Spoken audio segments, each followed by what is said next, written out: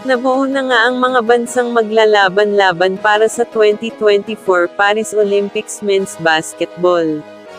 Puro malalakas na koponan at mga malalakas din na players ang bumubuo dito.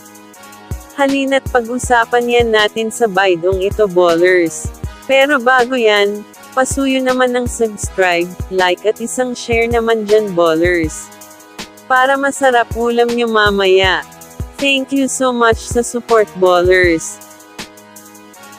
Natapos na nga ang FIBA Olympic Qualifying Tournament kung saan naglaban ang mga bansang gustong makapasok sa 2024 Paris Olympics para sa last 4 slots nito.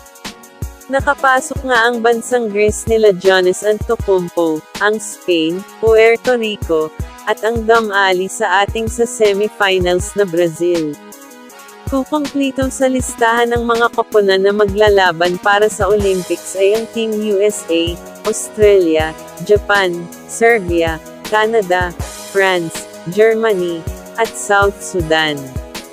Kabilang nga sa Group A ay ang Australia, Greece, Canada, at Spain. Kinabibilangan naman ang Group B, ng France, Germany, Japan, at Brazil. Habang sa Group C ay ang Serbia, South Sudan, Puerto Rico, at ang Team USA. Alam kong iba sa atin ay alam na kung sino o anong bansa ang makakakuha ng gintong medalya, pero wala pa namang nagaganap at abangan natin ang mga performances ng mga international teams na ito.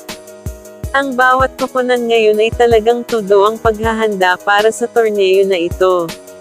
Magsisimula ang 2024 Paris Olympics sa July 27 at magaganap naman ang gold medal match ng men's basketball kasama ang bronze medal match sa August 10, 2024. Abangan natin mga ballers kung sino ang pinakamalakas na koponan sa buong mundo pagdating sa basketball. Makikita nyo, ballers, ang whole schedule ng men's basketball sa 2024 Paris Olympics.